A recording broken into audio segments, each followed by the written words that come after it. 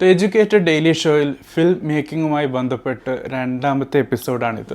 ആദ്യത്തെ എപ്പിസോഡിൽ എന്താണ് ഫിൽം മേക്കിംഗ്, അതോടൊപ്പം basic and essential elements of film making, different types of film making, ഈ 3 കാര്യങ്ങളാണ് ചർച്ച ചെയ്തത്. ഏതായിരുന്നാലും ഇന്നത്തെ ഈ എപ്പിസോഡിലേക്ക് എല്ലാ വ്യൂവേഴ്സിനെയും സബ്സ്ക്രൈബേഴ്സിനെയും സ്വാഗതം ചെയ്യും.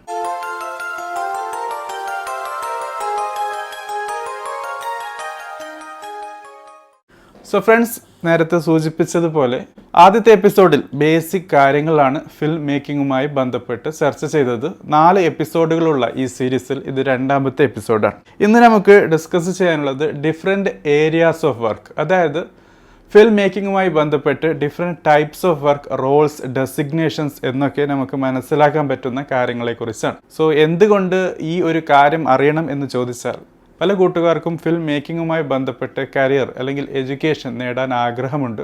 അതുകൊണ്ട് തന്നെ ഒരു പർട്ടിക്കുലർ ഫീൽഡ് മനസ്സിലാക്കി അങ്ങോട്ട് തിരിയുന്നതാണ് എന്തുകൊണ്ടും നല്ലത്.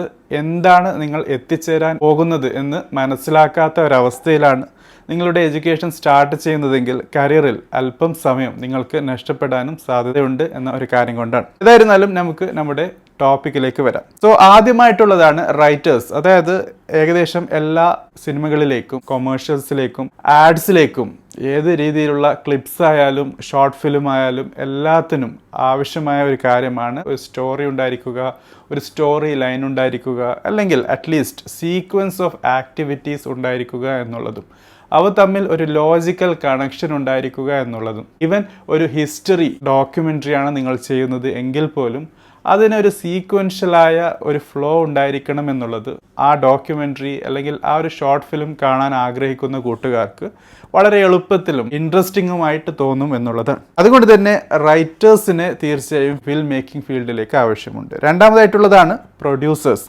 സോ ഈ പ്രൊഡ്യൂസേഴ്സാണ് ഫൈനാൻസിങ്ങും മാനേജിങ്ങും ഷെഡ്യൂളിങ്ങും അതോടൊപ്പം ഫിൽം മേക്കിങ്ങിൻ്റെ അതൊരു പ്രൊജക്റ്റായി നിങ്ങൾ മനസ്സിലാക്കുകയാണെങ്കിൽ പ്രൊജക്റ്റ് സ്പോൺസേഴ്സ് എന്ന് നമുക്ക് പ്രൊജക്റ്റ് മാനേജ്മെൻറ്റ് ടെർമിനോളജിയിൽ മനസ്സിലാക്കാൻ പറ്റുന്നത്. അതായത് ഏതൊരു പ്രൊജക്റ്റിനും ഒരു വ്യക്തമായ തുടക്കവും ഒരു അവസാനവും അതിനിടയിൽ ആവശ്യമായ സീക്വൻസിങ്ങും ടൈമും ഷെഡ്യൂളും ഒക്കെ വരും. സോ ഈ കാര്യങ്ങൾക്കൊക്കെ ആവശ്യമായ ഒരു ബാക്കപ്പ് നൽകാൻ പ്രൊഡ്യൂസേഴ്സാണ് തീർച്ചയായും മുന്നിട്ട് വരുന്നത്. ശരിക്കും പറഞ്ഞാൽ ഒരു റൈറ്റപ്പിനെ, ഒരു സ്റ്റോറിയെ നിങ്ങളുടെ സ്ക്രീനിൽ കാണിക്കാൻ ആവശ്യമായ എല്ലാ കാര്യങ്ങൾക്കുമുള്ള സപ്പോർട്ട് നൽകുന്നത് പ്രൊഡ്യൂസേഴ്സാണ്. ഇനി മൂന്നാമത്തെ റോളാണ് ഡയറക്ടേഴ്സ് എന്നുള്ളത്. തീർച്ചയായും പ്രൊഡ്യൂസേഴ്സും ഡയറക്ടേഴ്സും തമ്മിലുള്ള ഒരു കോമ്പിനേഷൻ ഇമ്പോർട്ടൻ്റ് ആണ്. ഷിപ്പിൻ്റെ, അതായത് നിങ്ങളുടെ ഫിൽം എന്നുള്ളത് ഒരു കപ്പലായി മനസ്സിലാക്കാൻ പറ്റുകയാണെങ്കിൽ അതിലെ കപ്പിത്താനായി അല്ലെങ്കിൽ ക്യാപ്റ്റനായി നമുക്ക് ഡയറക്ടേഴ്സിനെ മനസ്സിലാക്കാം എന്നുള്ളതാണ്. അതായത് നേരത്തെ പറഞ്ഞതുപോലെ ഫിൽം മേക്കിംഗ് എന്നുള്ള എൻ്റെ പ്രോജക്റ്റിന് ആവശ്യമായ ഡയറക്ഷൻ നൽകുകയാണ് ഇവരുടെ ലക്ഷ്യം. സോ നമുക്ക് പ്രൊജക്റ്റ് മാനേജ്മെൻറ്റുമായി ബന്ധപ്പെട്ട് തട്ടിച്ചു നോക്കുമ്പോൾ ഇവരെ പ്രൊജക്റ്റ് മാനേജേഴ്സായിട്ടോ അല്ലെങ്കിൽ ആ രീതിയിലുള്ള ഒരു ക്യാപ്പബിലിറ്റി ഉള്ള ആൾക്കാരായിട്ട് മനസ്സിലാക്കാവുന്നതാണ്. ഇവരാണ് ഒരു സ്റ്റോറിയെ ഫൈനലൈസ് ചെയ്യുന്നതും ഈ സ്റ്റോറിയുമായി ബന്ധപ്പെട്ടിട്ട് ആ റൈറ്റപ്പുമായി പ്രൊഡ്യൂസറിനെ അപ്രോച്ച് ചെയ്യുന്നതും അതോടൊപ്പം അതിന് ആവശ്യമായ അപ്രൂവൽസും ഒക്കെ നേടി ഫൈനലൈസ് ചെയ്യുന്നതുമായി ബന്ധപ്പെട്ട് കാര്യങ്ങൾ ചെയ്യുന്നതും even after starting the project, അതായത് ഫിലിം ഷൂട്ടിങ്ങുമായി ബന്ധപ്പെട്ട് അതിൻ്റെ തുടക്കം മുതൽ അവസാനം വരെ അവിടെ തന്നെ പല രീതിയിൽ ഡയറക്റ്റ് ചെയ്യുകയും അതിനുശേഷം എഡിറ്റിങ്ങുമായി ബന്ധപ്പെട്ടും ഈവൻ ദ ഫൈനൽ കർട്ടൻ ഉയരുന്നത് വരെ എല്ലാ കാര്യങ്ങളും ചെയ്യാൻ വളരെ കൂടുതൽ താല്പര്യവും അധ്വാനിക്കുകയും ചെയ്യുന്ന കൂട്ടരാണ് ഡയറക്ടേഴ്സ് എന്നുള്ളത്.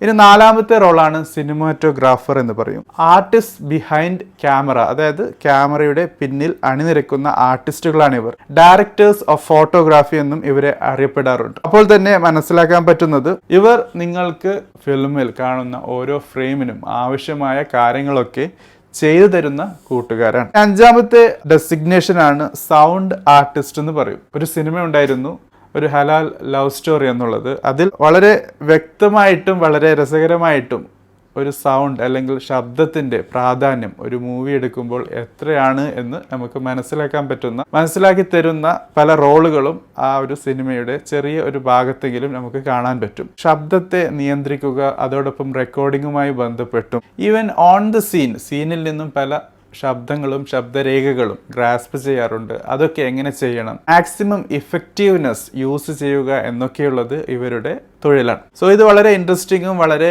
ഫലവത്തായ ഒരു പ്രോസസ്സാണ്. കാരണം റീജിയണൽ മൂവി കണ്ടാലും ഒരു ഹോളിവുഡ് മൂവി കണ്ടാലും മനസ്സിലാക്കുന്ന ആ ഒരു വ്യത്യാസം എന്നുള്ളത് ശബ്ദത്തിലാണ്. ഹോളിവുഡ് മൂവീസിൽ ശബ്ദങ്ങൾ റെക്കോർഡ് ചെയ്യപ്പെടുന്നത് സീനിൽ നിന്ന് തന്നെയാണ്. അതിനെ ക്യാപ്ചർ ചെയ്യാൻ പല രീതിയിലുള്ള റെക്കോർഡിംഗ് ഡിവൈസസ് ഒക്കെ ഉപയോഗിക്കാറുണ്ട്. അക്കോസ്റ്റിക്സ് എഞ്ചിനീയറിംഗിൻ്റെ പല സാധ്യതകൾ വരെ ഇവിടെ ഉപയോഗിച്ചിട്ടാണ് ഫിലിം ഷൂട്ടിംഗ് ഒക്കെ നടക്കുന്നത്. സോ ആ രീതിയിലും നിങ്ങൾക്ക് നിങ്ങളുടെ കരിയർ പ്ലാൻ ചെയ്യാവുന്നതാണ്. പ്രത്യേകിച്ച് ഫിലിം മേക്കിങ്ങിൻ്റെ നെക്സ്റ്റ് ലെവലിലേക്കുള്ള അഡ്വാൻസ്മെൻറ്റ് ലോകത്ത് സ്റ്റാർട്ട് ചെയ്യുന്ന ഈ സമയത്ത്. ആറാമത്തെ ഡെസിഗ്നേഷനാണ് മേക്കപ്പ് അല്ലെങ്കിൽ ഹെയർ ആർട്ടിസ്റ്റുകൾ എന്ന് പറയും. പേരിൽ നിന്ന് മനസ്സിലാക്കാൻ പറ്റുന്നത് പോലെ തന്നെ വ്യക്തിയെ നമ്മുടെ സ്റ്റോറിയിലെ അല്ലെങ്കിൽ റൈറ്റപ്പിലെ കഥാപാത്രമായി ട്രാൻസ്ഫോം ചെയ്യുന്ന, അതിലേക്ക് മാറ്റുന്ന കൂട്ടരാണ് ഈ മേക്കപ്പ് ആർട്ടിസ്റ്റുകൾ അല്ലെങ്കിൽ ഹെയർ ആർട്ടിസ്റ്റുകൾ എന്നുള്ളത്. അതായത് ഓരോ ക്യാരക്ടറിനും അതിൻ്റേതായ സവിശേഷതയുണ്ട്.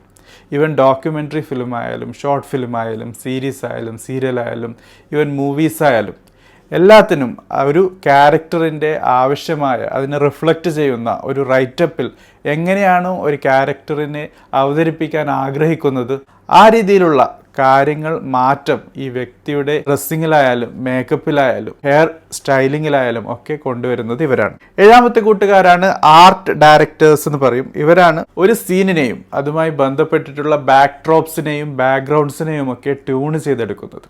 നമ്മളൊരു സിനിമ കാണുന്നു അല്ലെങ്കിൽ ഒരു ഡോക്യുമെൻ്ററി കാണുമ്പോൾ പലപ്പോഴും നമുക്ക് മനസ്സിലാക്കാൻ പറ്റുന്ന അല്ലെങ്കിൽ ശ്രദ്ധിക്കാൻ പറ്റുന്ന ഒരു കാര്യമാണ് ബാക്ക്ഗ്രൗണ്ട് വളരെ വളരെ മാച്ചിങ് ആണ്. ബാക്ക്ഗ്രൗണ്ടും കഥാപാത്രവും മാച്ചിങ് അല്ലെങ്കിൽ ആ ഒരു ഫിലിമിൻ്റെ എഫക്റ്റീവ്നെസ് തന്നെ പോകുന്നു എന്നുള്ളതാണ്.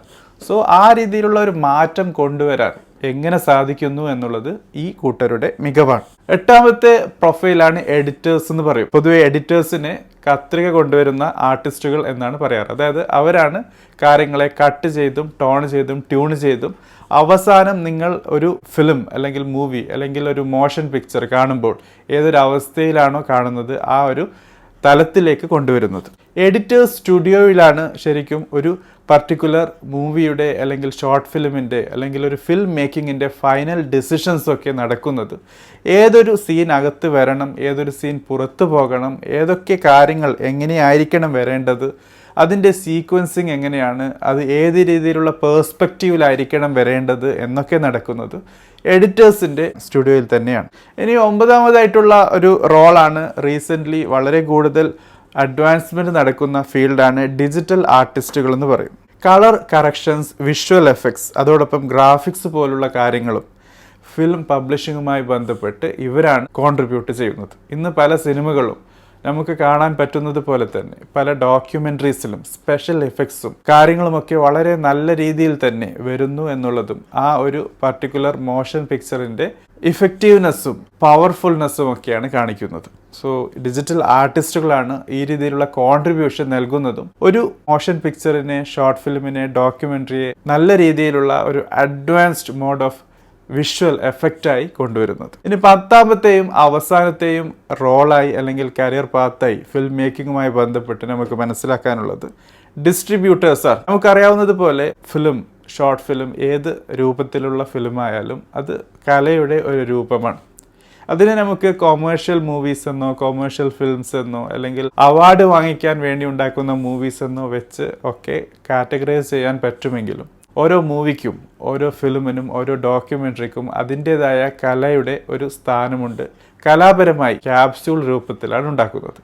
പക്ഷേ ഇതിനെ ഡിസ്ട്രിബ്യൂട്ട് ചെയ്യുക, വ്യൂവേഴ്സിൻ്റെ, ഓഡിയൻസിൻ്റെ മുമ്പിൽ എത്തിക്കുക, അതിനാവശ്യമായ മാർക്കറ്റിംഗ് നടത്തുക, ജനങ്ങൾക്ക് ഈ ഒരു കാര്യത്തെക്കുറിച്ച് നല്ല രീതിയിലുള്ള ഒരു പേഴ്സ്പെക്റ്റീവ് നൽകുക, അതോടൊപ്പം ഇതിനെ നിങ്ങൾ കാണുന്ന തിയേറ്റേഴ്സിലും അല്ലെങ്കിൽ OTT പ്ലാറ്റ്ഫോംസിലേക്കും എത്തിക്കുക, ആവശ്യമായ നെഗോസിയേഷൻ നടക്കുക, ഫിനാൻഷ്യൽ ഡീലിങ്സ് ഒക്കെ ചെയ്യുക എന്നുള്ളത് ഡിസ്ട്രിബ്യൂട്ടേഴ്സിൻ്റെ റോളിൽ വരും എന്നുള്ളതാണ്. ഇവരാണ് ഒരു മൂവി ആയാലും ഒരു ഫിലിമായാലും അതിൻ്റെ റിലീസ് ഡേറ്റ് ഫൈനലൈസ് ചെയ്യുന്നതും ഏത് രീതിയിലുള്ള റിലീസാണ് വരുന്നത്, പ്രത്യേകിച്ച് ഈ സമയത്ത് തിയേറ്റർ റിലീസാണോ വേണ്ടത് അല്ലെങ്കിൽ OTT പ്ലാറ്റ്ഫോമിലുള്ള ആമസോണിലോ നെറ്റ്ഫ്ലിക്സിലോ ഡിസ്നി പ്ലസിലോ ഹോട്ട്സ്റ്റാറിലോ ആണോ റിലീസ് ചെയ്യപ്പെടേണ്ടത്, അല്ലെങ്കിൽ ആദ്യം അത് തിയേറ്ററിൽ വന്ന് കുറച്ച് സമയം കഴിഞ്ഞ് OTT വരണോ എന്നൊക്കെയുള്ള രീതിയിലുള്ള കാര്യങ്ങളിൽ റിസർച്ച് നടത്തുകയും ഒരു ഫൈനൽ ഡിസിഷൻ ഒക്കെ എടുക്കാൻ സഹായിക്കുന്നതുമൊക്കെ ഈ കൂട്ടരാണ്. സോ ഫ്രണ്ട്സ്, ഇതാണ് നമുക്ക് ദ എഡ്യൂക്കേറ്റഡ് ഡെയിലി ഷോയിൽ ഫിൽം മേക്കിങ്ങുമായി ബന്ധപ്പെട്ട് ഡിഫറെൻറ്റ് റോൾസിനെ കുറിച്ച് അറിയാനുള്ളത്.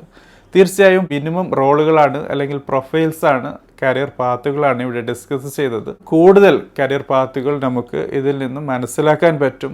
നിങ്ങൾക്ക് അറിയാൻ താല്പര്യമുണ്ടെങ്കിൽ കമൻറ്റ് ബോക്സിൽ അറിയിക്കുക. നമുക്ക് കുറച്ചും കൂടി ഇൻ ഡെപ്തിൽ പോകാവുന്നതാണ്. ബേസിക്കലി ഇത് മിനിമം റോളുകളെ കുറിച്ച് നിങ്ങളുടെ മുമ്പിൽ വെക്കുക എന്നുള്ള ഒരു ലക്ഷ്യം വെച്ചുണ്ടാക്കിയ എപ്പിസോഡാണ്. തീർച്ചയായും അടുത്ത എപ്പിസോഡിൽ ഒരു ഫിൽം മേക്കറിന് ആവശ്യമായ പേഴ്സണാലിറ്റി ക്യാരക്ടറിസ്റ്റിക്സും അതോടൊപ്പം എപ്പിസോഡ് 4 എഡ്യൂക്കേഷനും കരിയർ റിലേറ്റഡ് മാർഗങ്ങളെക്കുറിച്ചും for the film making industry തീർച്ചയായും നമുക്ക് ഡിസ്കസ് ചെയ്യാവുന്നതാണ്. ഈ എപ്പിസോഡ് കാണുന്നതോടൊപ്പം ഇതിന്റെ മുൻപത്തെ എപ്പിസോഡ്, അതായത് എപ്പിസോഡ് 1 കൂടി താല്പര്യമുണ്ടെങ്കിൽ കാണുക. അത് ചാനൽ ലിസ്റ്റിൽ നിങ്ങൾക്ക് കാണാവുന്നതാണ്. അതിന്റെ കാർഡ് അറ്റാച്ച് ചെയ്തിട്ടുണ്ട്. അതോടൊപ്പം ഡിസ്ക്രിപ്ഷനിൽ ലിങ്കുമുണ്ട്. Anyway, thank you for watching. Have a great day.